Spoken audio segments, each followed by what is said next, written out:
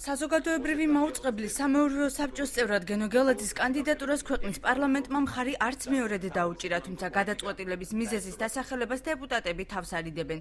გაუხმაურებელი არგუმენტების გარეშე მიღებულ გადაწყვეტილებას გენო გელაძე ასე აფასებს. ეს ტესტი სამართლიანობისა თავისუფლებისა საქართველოს პარლამენტში ვერ შედგა.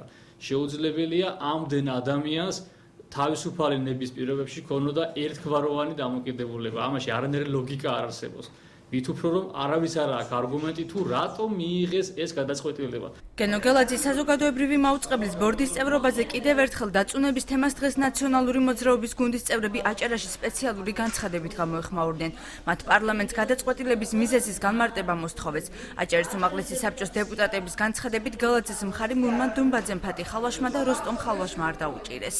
აჭარის მაჟორიტარმა დეპუტატებმა კიდევ ერთხელ გააკეთონ კომენტარი, განმარტება იმასთან დაკავშირებით, რომ რატომ არ მისცეს ხმა, რატომ არ ენდეს აჭარის უმაღლესი საბჭოს უმრავლესობის, ხმათა უმრავლესობით გასულ კანდიდატს. მოვუწოდებთ ყველა ჩვენს კოლეგას უმაღლეს საბჭოში. ყველამ ერთად მოვითხოვოთ ის დასაბუთებული არგუმენტები, რაც გახდა მთავარი мотиваცია საქართველოს პარლამენტში ამ კანდიდატურის ჩაგდებასთან დაკავშირებით.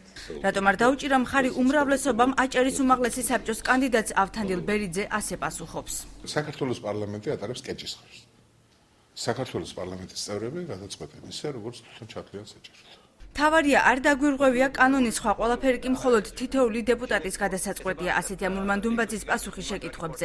პარლამენტის ვიცე-სპიკერს მიზანშეწონილად არც არგუმენტების გასაჯაროება მიაჩნია. უნდა შენაკითხოთ საქართველოს პარლამენტმა და არ ვიათ ვარა კანონი.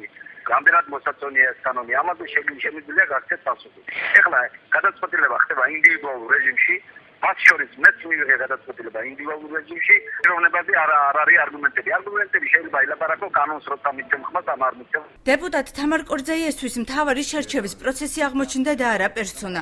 კორძაია ამბობს, რომ პარლამენტში პოლიტიკური შეთანხმება ვერ მოხდა, თუმცა კითხვაზე, რატომ აკეთებენ დეპუტატები არჩევანს პროფესიონალიზმის ნაცვლად პოლიტიკური ნიშნით, პასუხი არ აქვს. 50-კაციანი პარლამენტი ვერ მივიდა პოლიტიკურ კონსენსუსამდე. ჩემთვის პროცესი იყო იმდენად მნიშვნელოვანი, რომ სულ ერთი იყო 27 ადამიანი ვინ გავიდოდო. მთავარი იყო რომ ყოფილიყო შემდგარი ბორდი. ამიტომ ეხლა ნამდვილად არ აქვს მნიშვნელობა გენო გელაძე იქნებოდა ამ საბჭოს წევრი, ვთქვათ, თუ ნებისმიერი ადამიანი, რომელიც დასახელდა პარლამენტის წინაშე იქნა წარმოქმნილი თუ არ დასახელდა.